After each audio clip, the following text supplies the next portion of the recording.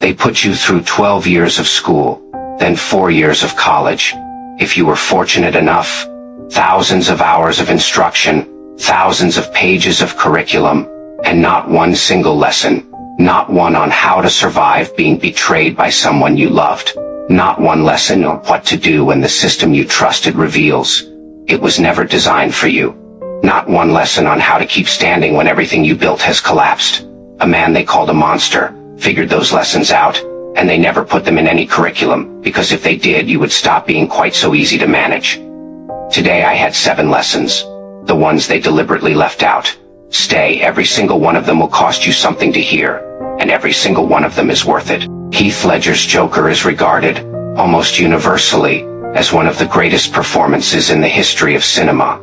What is almost never discussed with any seriousness is the content of what the character was actually saying. The critical and cultural conversation around The Dark Knight focused almost entirely on the performance, the commitment, the transformation, the tragedy of Ledger's death months before the film's release.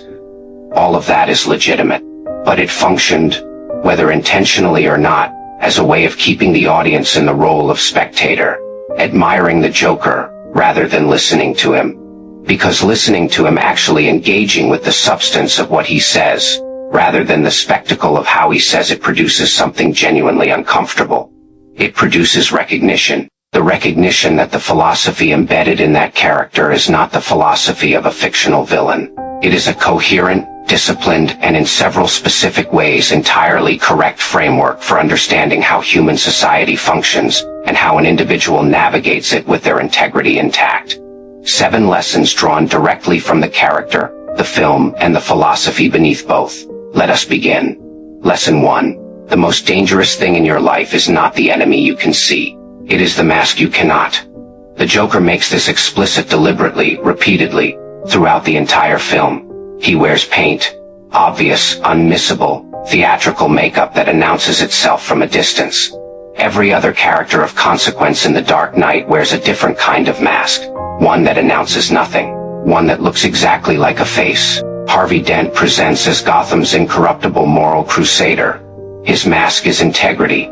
Underneath it, a man whose ethics collapse entirely the moment they are tested at sufficient cost. The mob bosses present as businessmen, as community figures, as legitimate operators. Their masks are respectable. Underneath, the same violence as always, simply administered through more sophisticated intermediaries. Batman presents as a protector operating outside the law for the benefit of others. His mask is altruism. Underneath, a billionaire whose entire operation depends on surveillance, unilateral judgment, and the assumption that his moral framework is the correct one for everyone. The Joker wears the only honest face in the film. Not because paint is honest, because everyone who encounters him knows immediately that they cannot take him at face value. The people who destroyed you, the ones who cost you the most, did they look like threats, or did they look like friends, like mentors, like partners, like family? The lesson is not to become paranoid. The lesson is to stop being naive about the relationship between presentation and reality. People show you who they are through what they do when it is costly to be decent, not through what they tell you about themselves when everything is comfortable. The Joker stripped masks off, one scene at a time, for the entire runtime of the film. He was not creating chaos. He was performing a very specific service. He was showing people what was already there. Lesson 2. What the world calls chaos is usually just honesty expressed at a volume people cannot ignore. The Joker tells Batman, "I'm not a schemer. I try to show the schemers how pathetic their attempts to control things really are." Think about what that sentence is actually saying. He is not claiming to be without an agenda. He is making a distinction between two fundamentally different relationships to control. The schemers of every institution, every authority, every power structure in the film operate through the careful, continuous management of perception. They control narratives. They manage optics. They construct and maintain an elaborate fiction about the nature of order, justice, and how things actually work. The Joker's method is to force that fiction into contact with reality at pressure and speed that the fiction cannot withstand. He does not debate the narrative. He collides with it. And what collapses in that collision is not order. It is the pretense of order. Apply this to your own life. How many difficult truths have you softened into comfortable half-statements? Because the full version would have been too disruptive, too costly to the peace of the room. How many relationships are maintained, not by genuine connection, but by a mutual, unspoken agreement to never push hard enough against each other to find out what is actually there? That is the managed fiction, operating at the personal scale. The Joker's lesson is not to blow everything up. It is to stop maintaining fictions that are costing you more than honesty ever would. The chaos he introduces is not random, it is surgical. It is precisely calibrated to reveal what the existing order was designed to conceal, and what it reveals every time is that the order was fragile, not because the Joker made it fragile, but because it was always built on a foundation that could not bear the weight of the truth it was obscuring. Honesty is not chaos.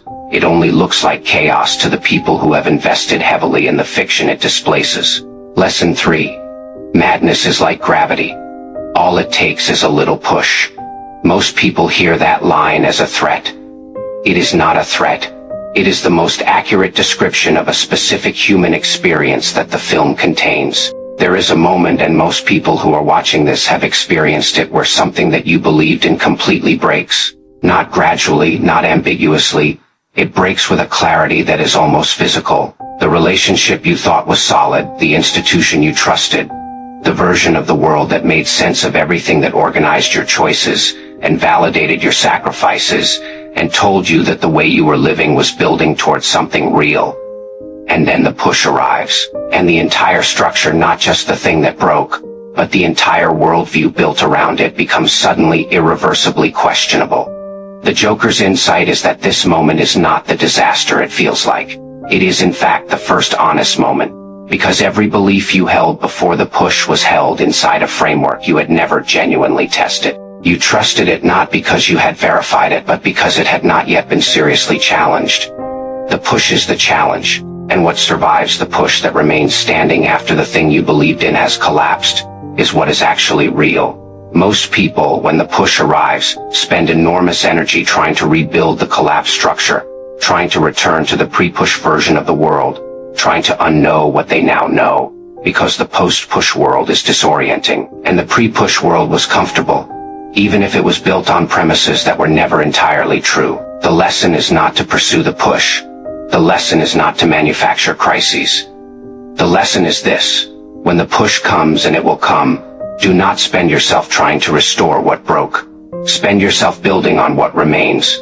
What remains is the truth. Everything that broke was not. Lesson 4. Real power is not the accumulation of leverage over others. Real power is indifference to what can be taken from you. The Joker demonstrates this in the interrogation scene, one of the most precisely constructed sequences in the film. Batman brings everything he has. Physically, tactically, psychologically. He uses force. He uses fear. He uses the full institutional weight of a man who has spent years becoming the most dangerous individual in Gotham. And the Joker sits across from him and laughs. Not because he enjoys pain, not because he is beyond feeling, but because Batman's entire method of control depends on having something to threaten, and the Joker has removed everything that could serve as the threat. He tells Batman directly, "You have nothing, nothing to threaten me with, nothing to do with all your strength." Now translate this into the actual terms of your life. How much of your behavior is governed by the things people could take from you? Your reputation, their approval, the stability of a relationship or a professional position, the image of yourself that you have carefully constructed and maintained in certain people's minds. Those things are not inherently wrong to value. The problem is when they become leveraged, when the fear of losing them begins to govern your decisions more than your own genuine values do, when you hold back what you actually think because of what someone might do with the knowledge that you think it, when you stay in a situation that is costing you far more than it is returning, because leaving would mean relinquishing something you have told yourself you cannot afford to lose. The Joker's lesson is not to become reckless with what you value. It is to audit rigorously and honestly what actually belongs in that category. Most of the things you fear losing, most of them are things whose loss would ultimately free you. The approval of people who only offer it conditionally. The stability of situations that are stable because you are absorbing all the instability. The image in someone's mind of a version of you that is not entirely real. Indifference to losing those things is not nihilism. It is the beginning of actual freedom. Lesson 5. The most dangerous person in any room is not the one who appears most certain. It is the one who has made peace with uncertainty. This is the lesson embedded in what the Joker calls his plan. He tells Harvey Dent, in one of the film's most revealing exchanges, "Do I really look like a guy with a plan? I'm a dog chasing cars. I wouldn't know what to do with one if I caught it." On the surface, this reads as the admission of a man operating on pure improvisation. Read it more carefully. He is not describing the absence of direction. He is describing the absence of attachment to a specific outcome. The schemers of every institution, every power player in the film are entirely dependent on things going according to plan. They have identified specific outcomes as necessary to their success, their safety, their identity. Their entire operation is built around the achievement of those outcomes, which means their entire operation has a single, catastrophic vulnerability. Introduce the unexpected and they collapse. The Joker has no such vulnerability, because he has made peace with not knowing what comes next. He responds to what is not to what he expected. And that adaptability, in a genuinely unpredictable world, is a form of strength that no amount of careful planning can replicate. Apply this to your own relationship with uncertainty. How much energy do you currently expend trying to make the future conform to your expectations of it? Trying to control variables that are not yours to control? Maintaining plans that the reality around you has already made obsolete, but that you cannot release, because you have invested too much identity in their success. The people who navigate difficulty best are not the ones with the most elaborate plans.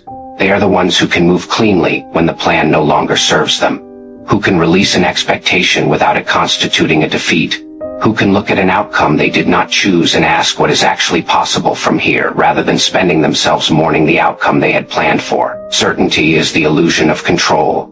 The willingness to operate without it is the closest thing to actual control that is available to any human being. Lesson 6. Everyone without exception is the hero of their own narrative. This is perhaps the most psychologically precise observation the Joker makes across the entire film. He tells Batman, "Madness is the only sane response to an insane world." But the deeper point, the one embedded in every scene, every manipulation, every test he designs is this: people do not believe they are doing wrong. Harvey Dent does not believe he is a villain when he begins hunting down the people he holds responsible for his tragedy. He believes he is delivering justice. The narrative in his mind, the one that justifies everything, is entirely coherent from the inside. The mob bosses do not believe they are parasites. They believe they are providers, protectors, men who operate by a code in a world that does not reward legitimate effort. Batman does not believe his unilateral surveillance and violence constitute the abuse of power. He believes they are the regrettable necessities of genuine protection. Every one of them has a story that makes them reasonable one. Now, and this is the uncomfortable part, so do the people who have hurt you. The person who betrayed your trust has a version of events in which they were responding to something you did, or failing to meet a need you never adequately addressed, or making the only reasonable choice available under the circumstances as they understood them. This is not a defense of what they did.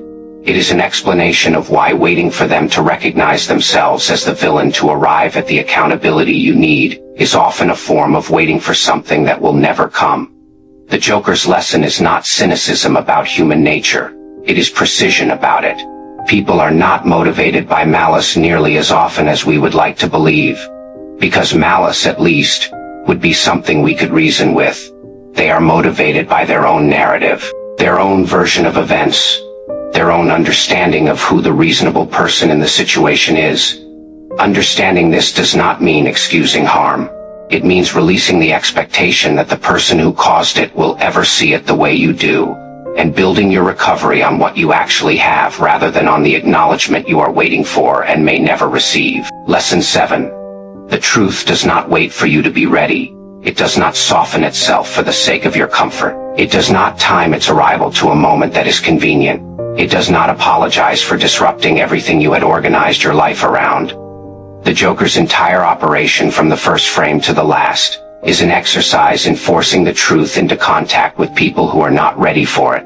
And what he understood, what he had paid an enormous personal price to understand, is that readiness is largely a myth. Nobody is ready for the truth that costs them something. You become capable of handling it by handling it, not by waiting until it feels safe. The final lesson is this: stop waiting for the right moment to be honest. With the people around you, with yourself, the moment you are waiting for does not exist.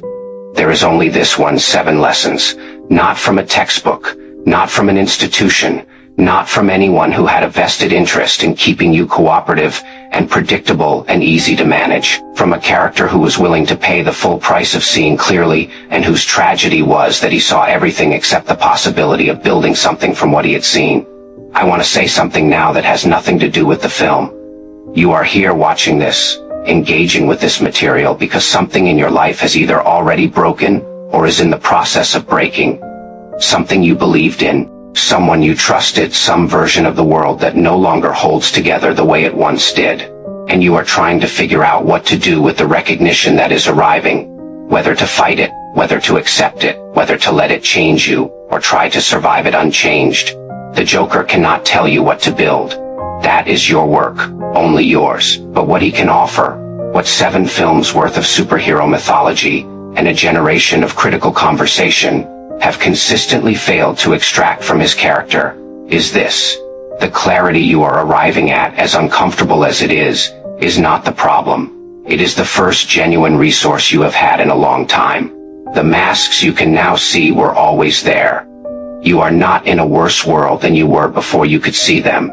You are in the same world with better information. The performances you can now identify were always being performed.